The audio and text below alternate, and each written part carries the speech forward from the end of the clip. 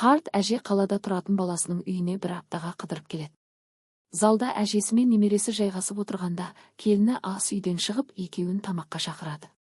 «Мама, тамақ суып қалмай тұрғанда, тамақ ішіп алайық» дейді келіні. Оны естіген әже сәл ренжігендей болып, «Үйдің ер адамы келмей, қалай тамақ ішеміз?» дейді. Немересі әжесіне қарап, «Жүріңіз, әже, тамақ ішейік» дейді. Ал әжесі басын шайқап, «Жоқ, әкең келгенде ішемін» деп жауап береді. Келіні, «Бұл бұрынғы салт қой» дейді. Сонда әже байыппен, «Қызым, адамның әдебі, ар намысы болғандай, әр үйдің де өз әдеп тәртібі болады» дейді. Мұны естіген немересі күліп, «Әже, ол қандай әдеп тәртіп?» деп сұрайды. Әжесі немересіне мейірлене қарап сөз бастайды. «Біз кішкентай кезімізде анамыздан да бұрын әкеміздің алдында әдепті болып жүретін едік.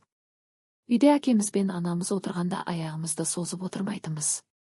Үлкендер сөйлеп жатқанда бізге сөз бермейінше әңгімелеріне араласпайтынбыз. Үйге үлкен кісілер келсе, орнымыздан тұрып, оларға орын беретінбіз. Ешқашан әкемізден бұрын дастарханға отырып алмайтынбыз. Әкеміз келіп, бисмиллах деп, қане, тамақтан алыңдар дегенде ғана асқа қол созатынбыз.